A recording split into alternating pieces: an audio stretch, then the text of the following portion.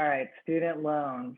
So there's a couple questions here, but one would be involving student loans and any updates regarding forgiveness of student loans, if you're kind of in touch with that, Mhm. and then I also like the different loans being in forbearance and people not having to pay them right now. So any thoughts on student loans?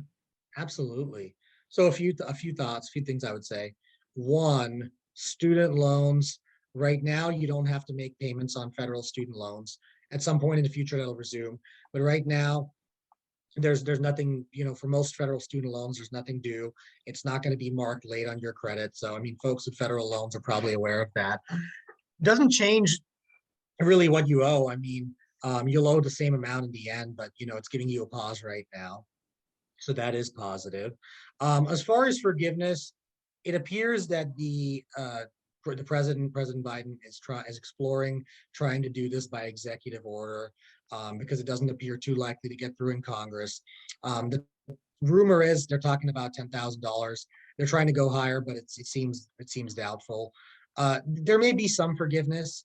Um, I wouldn't necessarily count on it, but what I will point out is that there's a lot of great programs like income-based repayment, where if you earn a certain amount, depending on where you live and what your expenses are, you can pay a reduced amount and have the rest of the balance forgiven. There could be some taxes you owe as a result, but it'll reduce your overall payments and save you.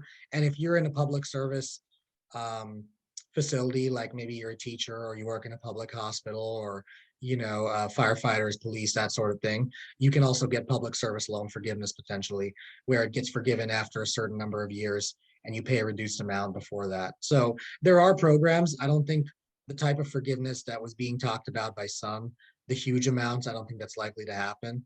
But there will be some amount of forgiveness, maybe. But either way. Yeah, right. I mean, you just gotta wait and see, I guess. It's Yeah, not like we really going don't know. away. And then, yeah, can you talk a little bit about like, well, this is kind of a debt question and a lending Hmm. question, but if you have a large student loan debt, but the actual monthly payments are manageable, um, one question about how that affects your credit, and then two, how does that affect your ability to purchase a home? I guess Sure, we can. sure. Great. Oh, right, I see. Okay, Justin asked that. Yeah, great question. Great question, Justin. So, as long as you're paying on time, it doesn't really have a negative impact on your credit score. As you reduce the balance of the student loan, it will help you a little bit over time. So, like, if you owed 100,000 and you take it down to 90, you will see a little bit of a bump in your score. Not a huge amount, but some. As long as you're paying on time or you're in forbearance or deferment or something, you're okay. Where it will affect you with buying a home, though, is your debt to income ratio, which I know Sammy deals with all the time with clients, which is if the debt is too high relative to the income, then that means your monthly payment and how much you can borrow is smaller.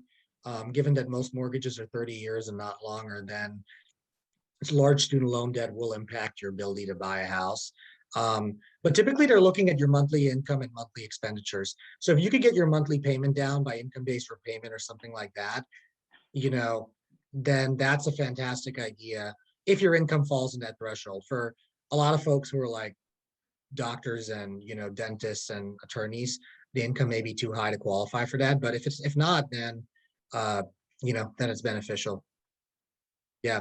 So I would say Yeah, look into that's a income-based repayment if you qualify. Otherwise you'll be able to buy a home. It just might be a matter of maybe you I don't know. Maybe you put a larger down, or you do something else. I know Sammy and the lenders that he works with would have some ideas there.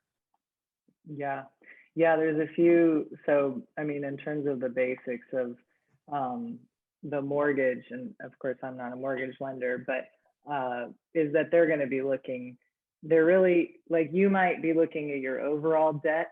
Like I have 100,000 in student loan debt, but, or I have, well, if you have like 50,000 in credit card debt, obviously there's some other stuff to deal with first. But I think that total is not really what's being looked at. It's your monthly gross income minus your monthly debt obligation. So like Exactly. what Shiva was just saying, even if the debt is big and you can lower the monthly obligation, then that's going to, it's basically a debt to income ratio, and it's usually around 45%.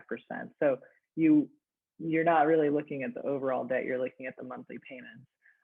That being said, and I can let you speak to a lender who is very well versed in helping first-time home buyers, and we did a workshop too. If you are in forbearance right now and not paying your student loans, there's a different way that your monthly payment gets calculated, which may or may not actually work against you. So that's something to talk about when you're doing the pre-qualification process with a lender. Is talk about, what's your student loan payment right now? Yeah, absolutely.